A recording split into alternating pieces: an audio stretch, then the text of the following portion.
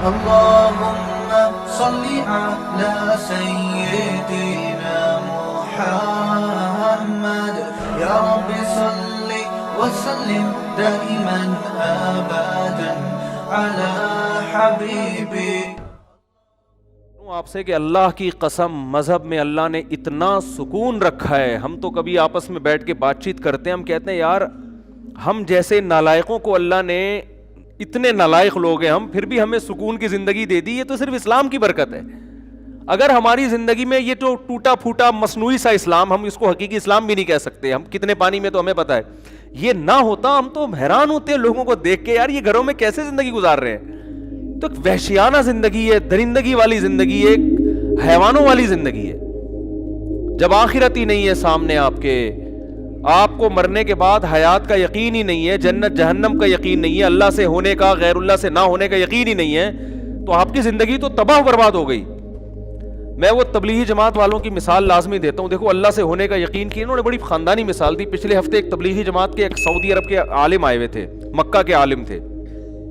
سعودی عرب میں تو تبلیغ پر پابندی لگی, لیکن سعودیہ میں مکہ مدینہ کے بہت سارے عرب وہیں کے پیدائشی وہ تبلیغ میں لگے ہوئے ہیں, اور کام کو انہوں نے الحمدللہ اٹھایا ہوا ہے. تو انہوں نے بڑی پیاری مثال دی. انہوں نے کہا دیکھو ہم تو مثال دیتے ہیں نا کہ آگ میں ابراہیم علیہ السلام کو ڈالا گیا مگر آگ نے نہیں جلایا, کیونکہ آگ جلانے میں کس کی محتاج ہے؟ اللہ کے حکم کی. اللہ چاہے گا تو جلے گا, نہیں تو کوئی بھی نہیں جلے گا. انہوں نے ایک اور پیاری مثال دی. انہوں نے کہا دیکھو موسیٰ علیہ السلام دوسرے کنٹری میں, آپ کسی کنٹری میں اجنبی ہو, روزگار نہیں ہے آپ کے پاس, اور آپ کہیں رشتہ لینے کے لیے پہنچ جاتے ہو, کوئی دے گا آپ کو؟ نیشنلٹی بھی نہیں ہے اس کنٹری کی. پھر آپ موسٹ وانٹیڈ بھی ہو, آپ بتاؤ بھائی, یعنی لڑکا آیا آپ سے پوچھنے کے لیے آپ کی بیٹی سے رشتے کا پیغام لے کر, آپ نے کہا کرتے کیا ہو؟ اس نے کہا فی الحال تو کچھ بھی نہیں کرتا, جاب تلاش کر رہا ہوں میں. آپ دو گے ایسے آدمی کو اپنی بیٹی؟ بولو نا. اچھا یہ بتاؤ یہاں کیسے آنا ہوا ہے بھائی؟ جیسے کے پی کے میں کوئی چلا گیا, کے پی کے والا, یا کراچی میں کوئی آیا کے پی کے سے, آپ پوچھ رہے ہو بھائی کراچی میں کیسے آنا ہو؟ کہہ رہے وہ کے پی کے میں بندہ مار دیا تھا میں نے, غلطی سے مارا ہے, تو میں یہاں فرار ہو کر آیا ہوں. اب آپ دو گے؟ اب آپ دو گے؟ اس پہ مجھے ایک چٹکلا یاد آ رہا ہے, لیکن وہ ادھر ادھر بیان چلا جائے گا. اب تو آپ بالکل بھی نہیں دو گے نا. اب بھائی تم پہ تو ویسے ہی کیس بنا ہوا ہے یار, میں اپنی بیٹی تمہارے حوالے کیسے کر دوں؟ نہ اس کنٹری کے ہو, چلو کراچی اور کے پی کے تو ایک ہی ملک ہے نا, دوسرے ملک سے آئے ہو تو اور عجیب ہو جائے گا. تو ایسے موقع پہ میرے بھائی شادی کے علاوہ دنیا کا ہر کام ہو سکتا ہے آپ کا. آپ جاب شاید کہیں مزدوری پہ آپ کو مل جائے, کچھ بھی ہو سکتا ہے, لیکن اس کنڈیشن میں گراؤنڈ ریئلٹی یہ کہتی ہے کہ آپ کی شادی نہیں ہو سکتی. لیکن موسیٰ علیہ السلام کی ٹھک سے شادی ہوئی ہے, ٹھیک ہے نا. تو انہوں نے بڑی پیاری مثال دی کہ یہ اس کی کتنی بڑی دلیل ہے کہ ہوتا کس سے ہے؟ اللہ سے ہوتا ہے. تو مایوس ہونا ہی نہیں ہے. جس آدمی کے پاس مذہب نہیں ہے وہ جب دیکھتا ہے اسباب کامیابی کے نہیں ہیں تو مایوس ہونا شروع, کہتا اب تو مر گیا, اب تو اور جو اللہ پر ایمان رکھتے ہیں, توکل ہے بھائی, اللہ کامیاب کرنے میں اسباب کا محتاج نہیں ہے. قرآن میں بار بار ایک مضمون بہت زیادہ بیان ہوا ہے, وہ یہ کہ لِكَيْ لَا تَأْسَوْا عَلَىٰ مَا فَاتَكُمْ وَلَا تَفْرَحُوا بِمَا آتَاكُمْ. کتنی بیلنس والی زندگی انسان کی گزرتی ہے. اللہ فرماتے ہیں کہ سب کچھ اللہ کے ہاتھ میں ہے. یہ اللہ تمہیں اس لیے بتا رہا ہے تاکہ کوئی چیز تمہیں نہ ملے تو اس پہ افسوس نہ کرو, اور مل جائے تو اترانے کی کوشش نہ کرو. ہو کیا رہا ہے دنیا میں؟ دنیا میں دو ہی قسم کے لوگ آپ کو زیادہ تر ملیں گے. کچھ ایسے ہوں گے جو تکبر سے اکڑے ہوئے ہوں گے نا, یہ میری گاڑی ہے, یہ میرا پرسنالٹی ہے, یہ میرا صحت ہے, اور یہ میرا بزنس ہے, یہ میرا بنگلہ ہے. جو کامیاب سمجھے جاتے ہیں دنیا میں, وہ ہر وقت کس میں لگے رہیں گے؟ شو بازی میں. وہ پیسہ بھی ہے ان کے پاس, عزت بھی ہے, شہرت بھی ہے, اور ڈینگے مارتے رہیں گے سارا دن بیٹھ کے. دوسرے وہ لوگ ہیں جو ہر وقت ناشکری کی باتیں, پیسے ہی نہیں ہے. وہ واقعہ تھا نا, ہمارے حضرت نے کسی مولوی صاحب سے پوچھا کہ اتنا عرصہ ہو گیا شادی کیوں نہیں کی, کہہ رہے پیسے ہی نہیں ہے. حضرت ان کی نقل اتار کے بتائیے, ایسے غمزدہ ہو کے انہوں نے کہا نا پیسے ہی نہیں ہے. تو وہ ہر بات پہ کیا کہے گا؟ پیسے ہی نہیں ہے, مہنگائی بڑھ رہی ہے, کیا کریں یار. تو وہ روتا. دو ہی طرح کے لوگ ملیں گے, اعتدال والے آپ کو مارکیٹ میں کم ملیں گے. یا تو خوشی میں اترا رہا ہوگا, دوسروں کو نیچا سمجھ رہا ہوگا, یا غم میں ڈپریشن میں جا رہا ہوگا. تو قرآن کیا کہتا ہے کہ سب کچھ کس کے ہاتھ میں ہے؟ اللہ کے ہاتھ. اور اللہ یہ تمہیں اس لیے بتا رہا ہے تاکہ جب خوشی ملے تو اتراؤ نہیں. اللہ 2 منٹ لگائے گا چھیننے میں اگر اللہ چاہے گا. سمجھتے ہیں نا؟ تو زیادہ چوڑے ہو کے روڈ پہ گھومنے کی ضرورت نہیں ہے. یہ میری گاڑی, یہ میرا بنگلہ, اور یہ میرا بزنس, اور 4 شادیاں. ایک مثال دے رہا ہوں, اب یہ بھی تھوڑا سا کلچر آنے لگا ہے معاشرے میں. اور جناب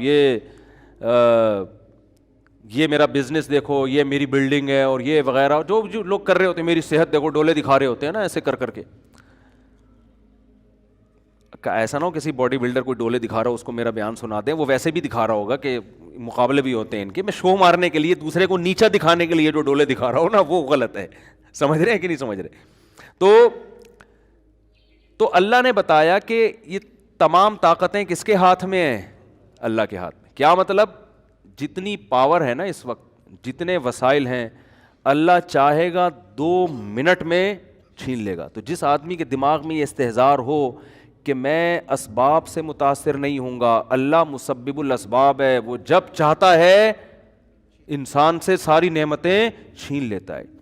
فرعون سے کیسے چھینی؟ فرعون کا تصور تھا کہ میں اسی دریا میں غرق ہو جاؤں گا. ابھی کوئی تھا اس کے دل میں تصور؟ اور ہم نے اپنی زندگی میں دیکھے ہیں, لوگ بڑے مالدار لوگ ہوتے ہیں, ایسا دیوالیہ ہوتا ہے کہ دیکھو جیسے اللہ متقی کو ایسی جگہ سے رزق دیتا ہے نا جہاں سے اس کا گمان بھی نہیں ہوتا, تو اللہ بعض دفعہ ایسی جگہ سے رزق چھینتا بھی ہے کہ جہاں سے آپ کا گمان بھی نہیں ہوتا, وہاں سے رزق چھین جاتا ہے.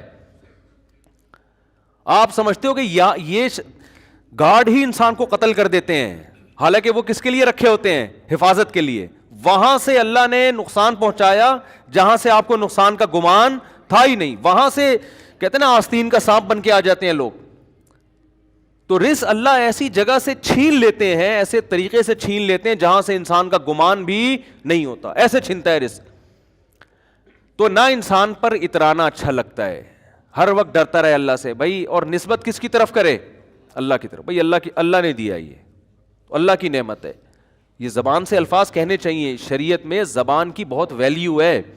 بڑے الفاظ اللہ کو پسند نہیں ہے. حضرت موسیٰ سے ایک خطا ہوئی تھی, لوگوں نے پوچھا کہ اس وقت زمین میں سب سے بڑا عالم کون ہے, اور فرمایا میں ہوں. بات بالکل درست تھی, مگر اللہ کو یہ انداز پسند نہیں آیا کہ آپ بولتے سب سے بڑا تو اللہ ہے. حالانکہ موسیٰ علیہ السلام تو سب سے بڑے عالم تھے, اور جو جتنا بڑا ہوتا ہے اس کی چھوٹی غلطی کو بھی اللہ بہت سخت تنبیہ کرتے ہیں اس پہ. تو موسیٰ علیہ السلام کو ایسی تنبیہ ہوئی کہ خضر علیہ السلام کے پاس بھیج دیا کہ ان کو کچھ علم ہم نے ایسا دیا جو آپ کے پاس نہیں ہے. تو اسی طرح جب انسان پریشانیوں میں ہو تو قرآن کہتا ہے مایوس نہ ہو. کیوں؟ طاقتیں کس کے پاس ہیں؟ اللہ کے پاس. آپ کیوں مایوس ہوتے ہیں؟ آپ کہتے ہو یار یہاں بھی جاب نہیں مل رہی, یہ بھی مسئلہ نہیں ہے, نہ شادی ہو رہی ہے میری, نہ جو ہے یہ بچہ انسان کا بچہ بننے کی کوشش کر رہے, جو میری اولاد ہو گئی ہے. پیدا تو انسان کا بچہ ہی ہوا تھا, سب مبارکباد دے رہے تھے, لیکن یہ مجھے انسان کا بچہ لگتا نہیں, یہ جن کا بچہ ہے, آ کے لے جائیں. مسجد سے اعلان ہوتا ہے نا جن کا بچہ ہے آ کے لے جائیں. تو لوگ ایک صاحب پہنچے گی جن کا بچہ مسجد میں کیا کر رہا ہے. گاؤں دیہاتوں میں نا مسجدوں میں یہ بہت اعلان ہوتے ہیں, حضرات وہ چڈی نیلے رنگ کی نہ جن کا بچہ ہے آ کے لے جائیں. تو قرآن کیا کہتا ہے؟ وَلَا تَأْسَوْا عَلَىٰ مَا فَاتَكُمْ. جو چیز نہیں ملی ہے اس پہ افسوس مت کرو. بہت سی چیزیں زندگی میں نہیں ملتی تو افسوس نہ کرو. بھائی اللہ اس کا آلٹرنیٹ بھی دے سکتا ہے, نہیں بھی دیا تو اللہ نے چھینی ہے نا, تو کوئی اس میں حکمت ہوگی. اور حدیث میں جو آتا ہے نا, اللہ کہتے ہیں کہ میں اپنے بندے کے ساتھ وہ معاملہ کرتا ہوں جو بندہ جیسا میرے ساتھ گمان رکھتا ہے.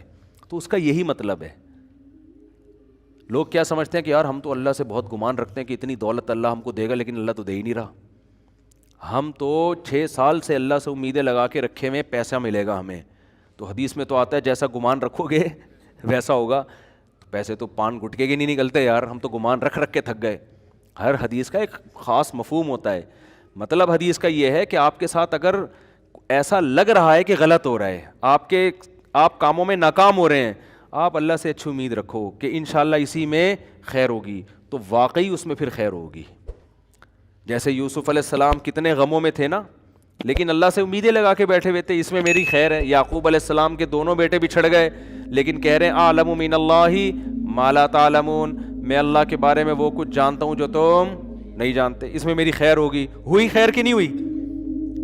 لیکن اگر آپ الٹا سوچنا شروع کر دو گے, نبی صلی اللہ علیہ وسلم ایک صحابی کے پاس گئے, بوڑھے تھے, بخار میں تھے, تو آپ نے فرمایا لا باس طہور انشاء اللہ. یہ بخار حدیث میں آتا ہے جب بخار کی گرمی یہ جہنم کی آگ کو ٹھنڈا کرتی ہے, یہ جہنم کی آگ کو, یعنی حدیث میں کا مفہوم ہے کہ جو آخرت میں اللہ نے عذاب دینا ہے نا آگ کا, دنیا میں بخار کی شکل میں دے دیتا ہے اللہ اہل ایمان کو بعض دفعہ.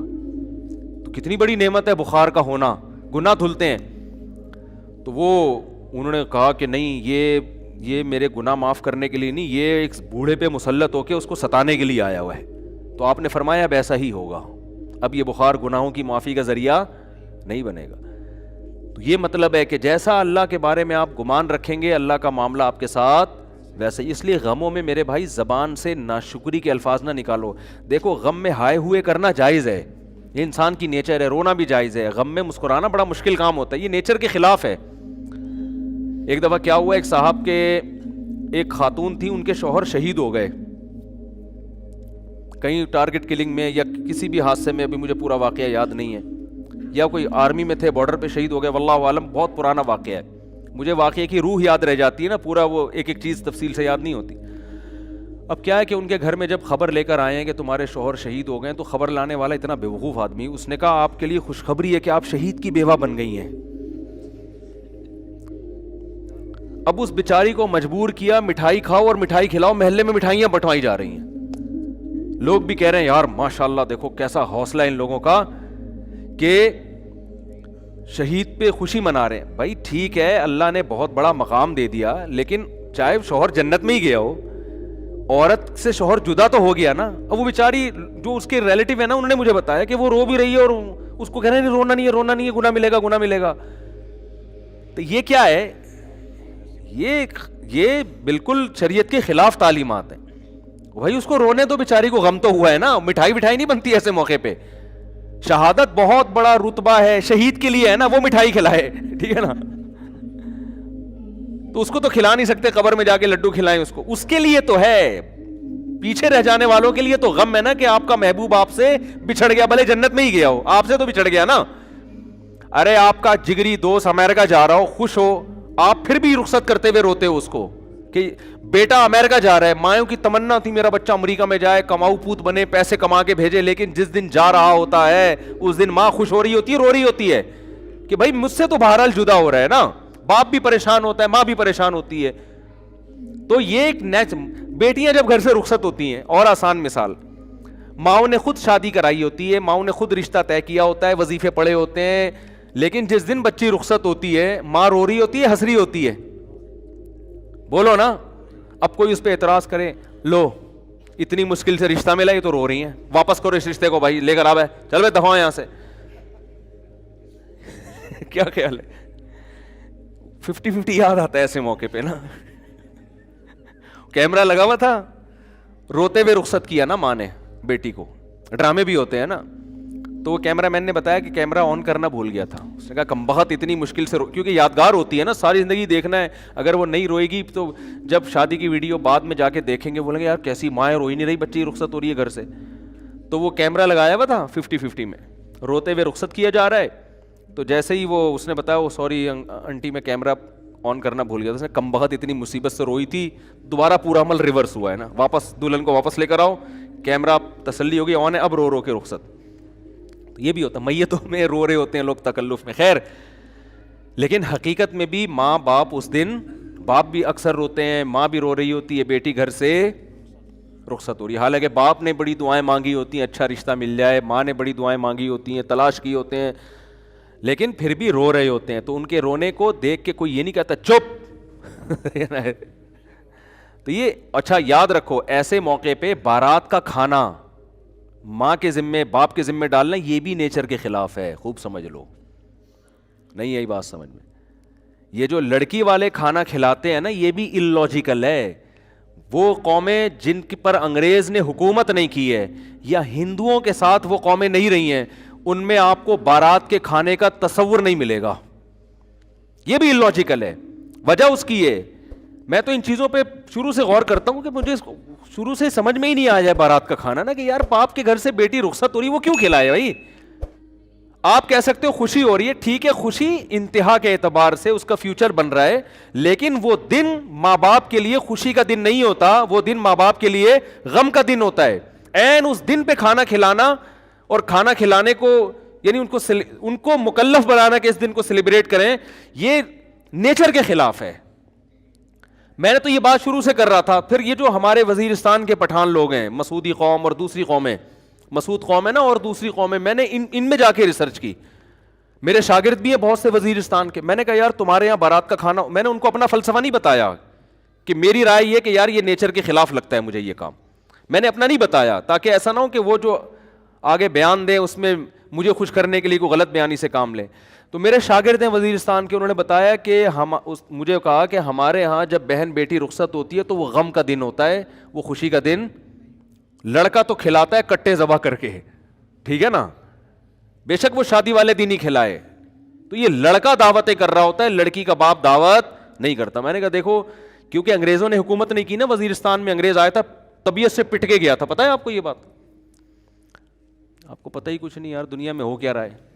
گورے نے جب 100 سال ہندوستان پہ حکومت کی ہے تو یہ وزیرستان کے علاقوں میں وہ حکومت نہیں. میں نے ایک کتاب پڑھی, ایک اس زمانے میں گورے کی آرمی میں ایک لیفٹیننٹ تھا, اس نے اپنی کارگزاری بیان کی ہے کہ بہت پرانی, وہ تو بیچارہ دنیا سے چلا گیا ہوگا, تو اس نے کارگزاری بیان کی کہ ہندوستان سے جب ہم آتے تھے نا ادھر کے پی کے سے ہوتے ہوئے ادھر وزیرستان کی طرف آتے تھے تو کتنے پاپڑ یعنی ہمیں بیلنے پڑتے تھے. اس نے بتایا کہ ایسی قوم تھی کہ انگریز جہازوں کی بمباری کر کے ان کے گھر گرا رہے ہوتے تھے, پھر بھی تسلیم نہیں ہوتی تھی. یہ پہاڑوں پہ عورتیں بچے اپنے گھروں کو تباہ ہوتے ہوئے دیکھتے تھے مگر ہتھیار نہیں ڈالتے تھے.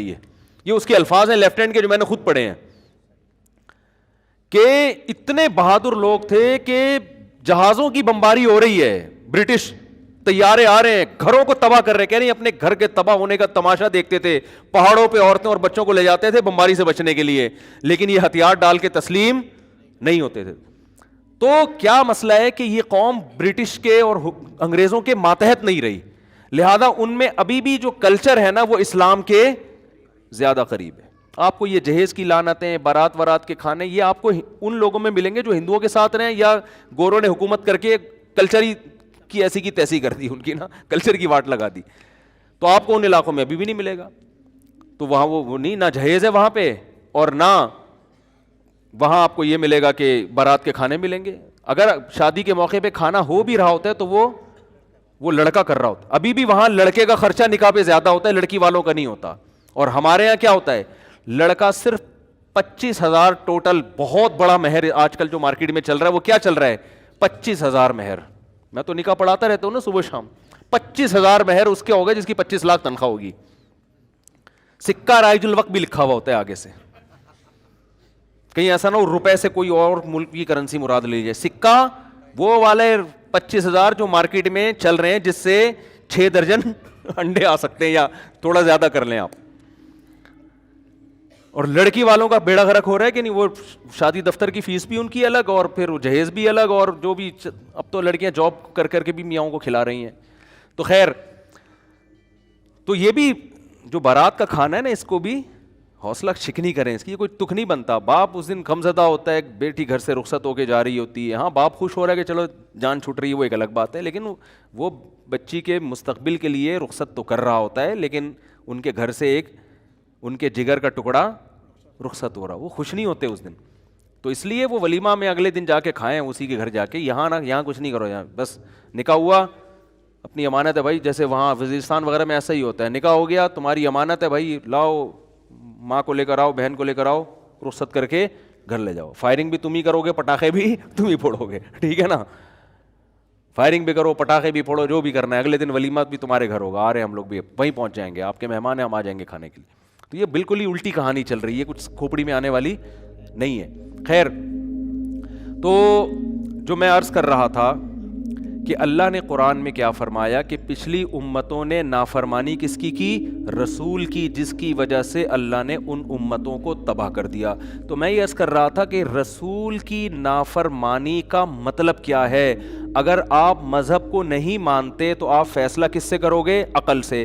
تو آپ کا حشر وہ ہوگا جو اس معاشرے کا ہو چکا ہے کہ یہ جو محرم رشتے ہیں ان کا بھی آپس میں ریلیشن، اور آپ عقل کی روشنی میں اس کو ناجائز نہیں کر سکتے۔ تو جو بڑے بڑے دنیا میں جرائم ہوں گے تو اللہ کی نظر میں رسول کی ویلیو بہت زیادہ ہے، ہمارے پڑھے لکھے لوگوں کی نظر میں رسول کی ویلیو زیادہ نہیں ہے، ملکی قوانین کی ہے، یونائٹڈ نیشن کی ہے اور آپ کے کلچر کی ہے، لیکن اللہ اور اس کے رسول کو اپنی اپنی ڈکشنری سے نکال دیا۔ تو دیکھو بالآخر آپ نے آنا اسلام ہی کی طرف ہے، اسلام کے علاوہ کسی کے پاس اللہ کی قسم نہ دنیا میں نجات کا راستہ ہے اور نہ آخرت۔ رہا مسئلہ جو اسلام پہ اعتراضات کیے جاتے ہیں نا، آپ کسی عقل مند سے پوچھو وہ بتائے گا یہ اسلام کا اعتراض نہیں، اسلام کا حسن ہے جس کو آپ کو اعتراض بنا کے بتایا جا رہا ہے۔ کتنے الٹے اعتراض، میں نے بتایا تھا نا ایک کہ حضرت ابو ذر غفاری رضی اللہ تعالیٰ عنہ نے نبی صلی اللہ علیہ وسلم سے پوچھا کہ کیا مومن جنت میں جائے گا؟ آپ نے فرمایا ہاں مومن جنت میں جائے گا۔ انہوں نے فرمایا وَإِن زَنَا وَإِن سَرَقَ، یا رسول اللہ اگر وہ زنا کرتا ہے، چوری کرتا ہے، پھر بھی جائے گا؟ آپ نے فرمایا پھر بھی جائے گا۔ اس بات پہ بھی بہت سے لوگ اعتراض کرتے ہیں کہ دیکھو اسلام زنا اور چوری کو پروموٹ کر رہا ہے۔ تھوڑی سی تحقیق آپ کر لو نا کہ جن صحابی نے یہ سوال پوچھا اور نبی نے 3 دفعہ فرمایا کہ زنا چوری کرے پھر بھی جنت میں جائے گا، ان صحابی نے یہ سن کے زندگی میں ایک دفعہ بھی زنا نہیں کیا، نہ ایک دفعہ بھی چوری کی، بلکہ حضرت ابو ذر غفاری ایسے صوفی صحابی تھے، اتنا خواہشات نفسانیہ سے بچا کرتے تھے کہ حلال خواہش بھی آپ نے چھوڑ دی تھی۔ آپ کا یہ نظریہ تھا کہ پیسہ حلال رکھنا بھی جائز نہیں ہے، آپ کی یہ سوچ تھی۔ تو جو تقوی کے اس معیار پہ پہنچا ہوا صحابی ہے، حالانکہ اس حدیث کو سننے کے بعد تو آپ کو یہ سوچنا چاہیے تھا ہر چیز حلال ہو گئی نا، تقوی کے ایسے معیار پر تھے کہ آپ سمجھتے تھے کپڑے بھی پھٹے پرانے پہننے پڑیں گے آپ کو، یہ دنیا مسافر خانہ ہے، آپ کو حلال میں بھی قناعت کرنی پڑے گی۔ حضرت عمر رضی اللہ تعالیٰ عنہ نے آپ کی اس سوچ کی وجہ سے آپ کو مدینہ سے باہر نکال دیا تھا کہ آپ مدینہ میں نہیں رہ سکتے، کیونکہ سب لوگوں پر اعتراض کرتے تھے وہ کہ بھئی آپ نے اتنا اچھا لباس کیوں پہنا ہوا ہے، آپ نبی کا تو ایسا لباس نہیں تھا، یعنی تقوی کے ایسے معیار پر۔ تو آپ سمجھ سکتے ہیں کہ جس صحابی کو یہ بات بتائی جا رہی ہے وہ اس کا مفہوم کچھ اور لے رہے ہیں اور آپ اس کا مفہوم کچھ اور لے رہے ہیں۔ اگر اسلام اس طرح کی حدیثوں کے ذریعے چوری کو پروموٹ کرنا چاہتا تو ابو ذر غفاری رضی اللہ تعالیٰ عنہ معاذ اللہ وہ تو چوری کی طرف مائل ہوتے، وہ تو حلال کی طرف بھی مائل نہیں ہے۔ اس سے پتہ چلتا ہے کہ اس حدیث کا وہ مفہوم نہیں ہے جو آپ توڑ موڑ کے پیش کر رہے ہو، اس کا وہی مفہوم ہے جو پوری امت مراد لیتی ہے کہ ایمان کی برکت سے سزا کھانے کے بعد بالآخر جنت میں چلا جائے گا، چوری کی سزا ملے گی۔ اسلام تو چوری کے اتنا خلاف ہے، اسلام کہہ رہے ہاتھ کاٹ دو، جبکہ آپ کیا کہہ رہے ہیں 2-4 تھپڑ لگا کے اس کو رخصت کر دو۔ تو جتنے اسلام پہ اعتراض کیے جا رہے ہیں آپ سرسری غور سے اگر آپ دیکھو تو آپ کو پتہ چلے گا کہ یہ اسلام کا حسن ہے، یہ اعتراضات اسلام کے خلاف نہیں ہیں۔ تو میں سورہ الحاقہ کی آیات کمپلیٹ کر دوں۔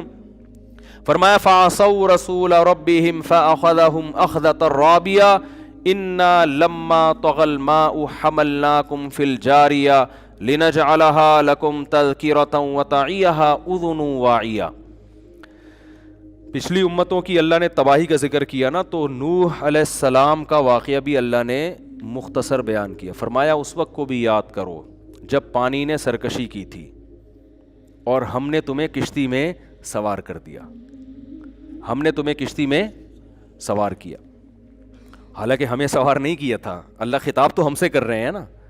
سوار کس کو کیا تھا؟ اللہ نے، نوح علیہ السلام، لیکن اللہ ہمیں اس لیے کہہ رہے ہیں کہ ہم سب نوح علیہ السلام کی آل اولاد ہیں، تو ہمارے ابا کو سوار کر کے اللہ نے ہمیں بچا لیا۔ اگر نوح علیہ السلام سوار نہ ہوتے اور ہلاک ہو جاتے تو آج نہ میں یہاں بیٹھا ہوا، یعنی خدا نہ خواستہ وہ اس پانی میں ڈوب جاتے تو میں آج یہاں بیٹھا ہوا بیان نہ کر رہا ہوں۔ تو اللہ جہاں بھی نوح علیہ السلام کے بارے میں بات کرتے ہیں نا تو ہمیں ڈائریکٹ خطاب کریں گے، تم لوگوں کو میں نے بچایا ہے۔ تو یہ اللہ نے ہم پر بھی احسان کیا ہے۔ طغى الماء، جب پانی نے سرکشی کی تھی، حملناکم فی الجاریہ، ہم نے تم لوگوں کو کس میں بٹھا دیا؟ کشتی میں۔ کیسا قرآن کی بلاغت ہے نا یعنی مجھے بھی قرآن خطاب کر رہا ہے, آپ کو بھی اللہ کہہ رہے میں نے تم سب کو بٹھا دیا تھا کس میں. یہ ایسا خوبصورت انداز ہے نا جس سے انسان اللہ کی طرف مائل ہوتا ہے کہ میرے اللہ نے مجھ پر کتنا بڑا احسان کیا تھا کہ مجھے کس میں بٹھا دیا تھا, کشتی میں. تو اصل میں قرآن یہ عنوان اس لیے استعمال کر رہا ہے کہ ہم نے جو تمہیں کشتی میں بٹھا کے بچایا تھا نا, اس لیے کہ تم ہم پر ایمان لائے تھے اور تم نے ہماری اطاعت کا وعدہ کیا تھا. اس بیس پہ تم بچے ہو. اس بیس پہ تم نہیں بچے کہ تم نے ترقی بہت کر لی تھی اس وقت, تمہیں انگلش بہت اچھا بولنا آتی تھی یا تمہارا بزنس بہت اچھا تھا. بچایا ہم نے تمہیں اس بیس پہ تھا کہ تم ہم پر ایمان رکھتے تھے, توحید پرست تھے اور ہماری اطاعت اور فرما برداری کرتے تھے. باقی روئے زمین پر ایک متنفس کو بھی ہم نے زندہ نہیں چھوڑا تھا. تو اللہ بتا رہے ہیں کہ اب بھی اگر تم بچو گے تو کس بیس پہ بچو گے؟ رسول کی نافرمانی مت کرو. ایک جگہ قرآن میں سورہ بنی اسرائیل میں کیا آتا ہے؟ ذریۃ من حملنا مع نوح انہ کان عبدا شکورا. اے وہ لوگوں جن کو ہم نے نوح کے ساتھ کشتی میں سوار کیا, اے ان کی اولادوں, انہ کان عبدا شکورا. جو نوح تھے نا وہ اللہ کے بندے تھے اور شکر گزار تھے وہ. یعنی اللہ بتا رہے ہیں کہ اے لوگوں تمہارے ابا شکر گزار آدمی تھے, تو اس شکر گزاری کی وجہ سے میں نے ان کو کشتی میں سوار کیا ہے. تو تم اپنے باپ کا کچھ پاس رکھو, تم بھی کیا کرو؟ شکر گزاری کرو. شکر گزاری کا مطلب عمل اچھا کرو. تو یہاں بھی اللہ نے, تو نوح علیہ الصلاۃ والسلام کے دور میں جب پانی آیا ہے, اچھا قرآن کے آگے الفاظ دیکھیں کہ حملناکم فی الجاریہ لنجعلہا لکم تذکرۃ, تاکہ اس واقعے کو ہم تمہارے لیے نصیحت بنا دیں, وتعیہا اذن واعیہ, اور محفوظ کرنے والے کان اس کو محفوظ کر لیں. آج بہت سے لوگ ان واقعات کا بھی انکار کرتے ہیں. اس وقت یہودی بھی اس واقعے کو درست مانتے ہیں, عیسائی بھی اس واقعے کو درست مانتے ہیں, اور مسلمان بھی. اور یہ وہ واقعات ہیں جو کانوں سے سنے ہوئے تواتر کے ساتھ چلے آ رہے ہیں, کیونکہ دنیا میں اتنے بڑے بڑے واقعات چھپتے نہیں ہیں, اتنے بڑے بڑے واقعات چھپتے نہیں ہیں. تو یہ ایک ایسا واقعہ ہے کہ حالانکہ تینوں مذاہب کی آپس میں دشمنی ہے, اسلام, یہودی اور عیسائیت, مگر تینوں اس کو درست مانتے ہیں. اور صرف کتابوں کی حد تک نہیں, صدیوں سے یہ واقعہ, جیسے آج کوئی کہنا ورلڈ ٹریڈ سینٹر کوئی واقعہ ہوا ہی نہیں تھا, تو لوگ کہیں گے یار ہم تو سب سے ایک دوسرے سے سنتے چلے آ رہے ہیں. اس کو کہہ رہے ہیں خبر متواتر. خبر متواتر وہ خبر ہوتی ہے کہ جس کو بیان کرنے والے اتنے کثیر لوگ ہوں کہ عقل یہ کہتی ہو کہ اتنے لوگ جھوٹ پہ جمع نہیں ہو سکتے, ناممکن ہوتا ہے کہ اتنے لوگوں کا جھوٹ پہ جمع ہو جانا. تو یہ خبر متواتر ہے کہ نوح علیہ السلام کا واقعہ ہوا تھا اور پانی جو ہے اتنا زیادہ زمین پہ بھر گیا تھا اور اللہ نے ساری انسانیت کو تباہ کر دیا. نوح علیہ السلام کے 3 بیٹے تھے, حام, سام اور یافس. آگے انہی, کیونکہ یہ بھی نوح علیہ السلام کے ساتھ شریک تھے نا, ذریۃ من حملنا مع نوح, اے لوگوں جن کو ہم نے نوح کے ساتھ کشتی میں سوار کیا. تو سوار تو بہت سارے لوگ تھے, لیکن نوح علیہ السلام کے وہ بیٹے بھی تھے جو نوح علیہ السلام پر ایمان لائے تھے, جن کے جو پچھلی آسمانی کتابوں میں نام ملتے ہیں وہ حام, سام اور یافس. انہی 3 بیٹوں کی نسل پھر پوری دنیا میں پھیلی ہے. اور آج اب دیکھو کیسے, میں حیران ہوتا ہوں کہ یہ 3 بیٹے جو ہے نا, میں نے چونکہ جو عیسائیوں کی کتاب ہے انجیل بائبل, اس کا بھی بہت عرصہ پہلے مطالعہ کیا ہے کافی, تو اس میں بھی یہ واقعہ بڑے دلچسپ انداز سے لکھا ہوا ہے کہ اللہ تعالیٰ نے ان 3 بیٹوں کی جب نسلیں پیدا کی نا, بڑھائی ہیں, تو اللہ نے یہ چاہا کہ ان کی زبانوں میں اور اللہ رنگوں میں اختلاف ڈال دے. یعنی یہ ان بائبل کے الفاظ ہیں. اللہ نے چاہا, حدیث میں آتا ہے کہ جو اسرائیلی روایات ہیں نا بائبل اور تورات کی, لا تصدقوہ ولا تکذبوہ, کہ نہ ان کو سچا مانو نہ ان کو جھوٹا کہو, ہو سکتا ہے سچی ہوں. تو علماء کہتے ہیں کہ ان میں جو کوئی تاریخی باتیں ہیں جن کا شرعی حکم سے تعلق نہیں ہے, ان تاریخی باتوں کو بیان کرنے میں کوئی ممانعت نہیں, کیونکہ ہسٹری کی سے تعلق ہے نا اس کا. تو اس میں بڑے زبردست الفاظ لکھے ہوئے ہیں کہ اللہ نے چاہا کہ ان کے رنگوں میں اور ان کی زبانوں میں اختلاف ڈال دے. لہذا جب ان کی اولادیں مائیگریٹ کر کے گئی ہیں نا, مختلف علاقوں میں جا کے آباد ہونا شروع ہوئے, تو آپس میں رنگ ایک دوسرے سے مختلف ہونا. جو افریقہ میں جا کے آباد ہوئے وہ اتنے بلیک ہو گئے کہ اندھیرے میں نظر آ ہی نہیں رہے. جو یورپ میں جا کے آباد ہوئے وہ اتنے گورے چٹے ہو گئے کہ دھوپ میں نظر, ایسا ہی ہو رہا ہے نا, ایک باپ کی اولاد ہے لیکن کلر میں فرق. کچھ اتنے لمبے لمبے ہو گئے ہیں بھائی, کچھ ایسے ہیں کہ وہ جتنا کھا رہے ہیں چھوٹے ہی ہوتے جا رہے ہیں. ٹھیک ہے, قدوں میں کتنا فرق ہے.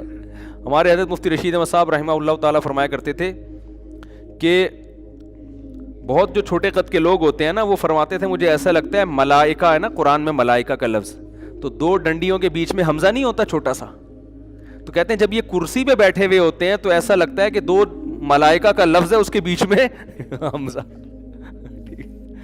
کہ دونوں طرف وہ کرسی ہے اور بیچ میں تو وہی ملائکہ کا لفظ بن جاتا ہے نا. تو کوئی اتنا چھوٹا، کوئی اتنا بڑا، کوئی ایسا کالا، کوئی ایسا سفید، زبانوں میں اختلاف کیسا ہے، حالانکہ ایک ہی زبان تھی لیکن وہ چینج ہوتے ہوتے ہوتے ہوتے ہوتے اتنی تبدیلیاں آئی ہیں، کوئی انگلش بن گئی، عربی بن گئی، پشتو بن گئی، فارسی بن گئی. آپ دوسری زبان کا وہ آدمی کہتا ہے چائنیز کیسے بنی ہوگی، چانچی پتہ نہیں کیسے بنی ہے یار، میں تو حیران ہوں یار کیسے بن گئی نا، بالکل ہی عجیب زبان. تو یہ ایک ہی زبان ہے جس کو اللہ نے مختلف زبانوں میں تقسیم کر دیا. تو اللہ ان تمام لوگوں سے خطاب کر کے کہتے ہیں کہ چاہے وہ چائنا والے ہوں، چاہے وہ جاپان والے ہوں، چاہے وہ انگریزی بول رہے ہوں، چاہے وہ پشتو بول رہے ہوں، اردو بول رہے ہوں، اللہ فرماتے ہیں یہ سب کس کی اولاد ہیں؟ نوح کی اور ان کے 3 بیٹوں کی. اور تم وہ لوگ ہو کہ پوری انسانیت کو تباہ کر کے میں نے تم تینوں کو بچایا تھا، تمہارے تینوں کے ابا. اب ہم میں سے کچھ کزن ہیں، ہو سکتا ہے کوئی حام کی اولاد ہو، کوئی سام کی اور کوئی یافس کی. وہ آپ کو یاد ہے ایک شیعہ ذاکر تھے، انہوں نے زبردست تقریر کی کہ وہ ایک کراچی گیا تو وہ ایک بیٹی کا نام ملیشیا تھا، تو ایک بیٹی کا نام وہ پھر ملیشیا بن گیا، تو پھر وہ ایسے ہی تھی، وہ اس کی کوئی کسی اسرائیلی کتاب میں وہ لکھا ہوا نہیں ہے. تو اللہ فرماتے ہیں کہ ہم نے تمہیں بچایا کس بیس پہ؟ شکر گزاری کی بیس پہ. تو کس قدر قرآن نصیحتیں کر رہا ہے، وَتَعِيَهَا أُذُنُ وَاعِيَةٌ، تو تاکہ اس کو سننے والے کان محفوظ کر لیں. بس آخری آیت